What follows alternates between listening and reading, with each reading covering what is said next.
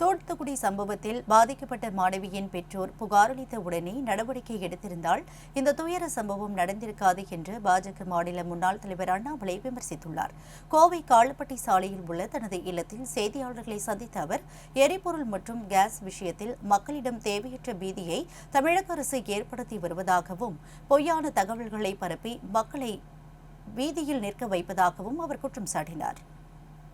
திமுக அரசை குற்றம் சாட்டுகின்றோம். என்ன பார்த்தீங்கன்னா பல திமுக அமைச்சர்கள் சொல்கிறாங்க, இல்லைங்க நாங்கள் என்னங்க பண்ணுறது, குற்றம் நம்ம நடக்குது, குற்றவாளிகள் இருக்கிறாங்க, எப்படி எல்லா பழியும் எங்கள் மேலே போட முடியும்? இந்த விளாத்திக்குளத்தை பொறுத்தவரை 12வது பரீட்சை எழுதிட்டு வீட்டுக்கு பாப்பா வர்றாங்க.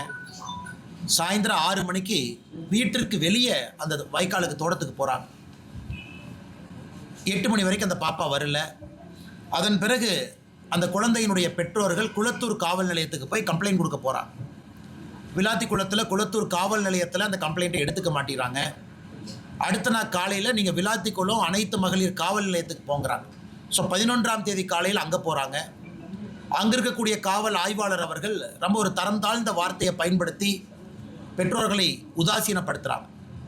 அதன் பிறகு மத்தியானம் 1:30 மணிக்கு 11ஆம் தேதி அந்த குழந்தையினுடைய சடலம் அங்கே கிடைக்குது. இது எந்த அளவுக்கு பெரிய ஒரு பாதிப்பு நம்ம எல்லோருக்கும் மனதில் ஏற்படுத்தியிருக்குன்னா, நம்மை பாதுகாக்கக்கூடிய அரசு, ஒரு காவல்துறை ஒரு கம்ப்ளைண்ட் போகும் பொழுதே எடுத்திருந்தா, அப்போவே போலீஸ்காரங்க வெளியே வந்து செக் பண்ணியிருந்தா ஒருவேளை இது தடுக்கப்பட்டிருக்குமோ?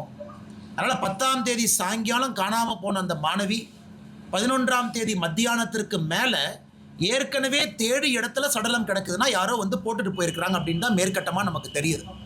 அதனால் இது காவல்துறையினுடைய தோல்வி என்று சொல்வதை விட, காவல்துறையை நிர்வகிக்கக்கூடிய நம்முடைய முதலமைச்சர் ஐயா ஸ்டாலின் அவர்களுடைய முழு தோல்வி. என்ன கமாண்ட் அண்ட் கண்ட்ரோலில் வச்சுருக்கிறாங்க.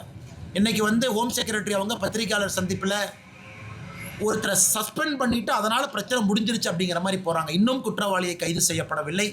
இதை நாங்கள் வன்மையாக கண்டிப்பதை தாண்டி தமிழக மக்கள் புரிந்து கொள்ள வேண்டும். அந்த சகோதரி பேரை நம்ம பயன்படுத்தக்கூடாது, 17 வயது இருக்கிற காரணத்தினால. அவங்க 10ஆம் வகுப்பில் 500க்கு 495 மதிப்பெண், அப்படின்னா 99%, 99%.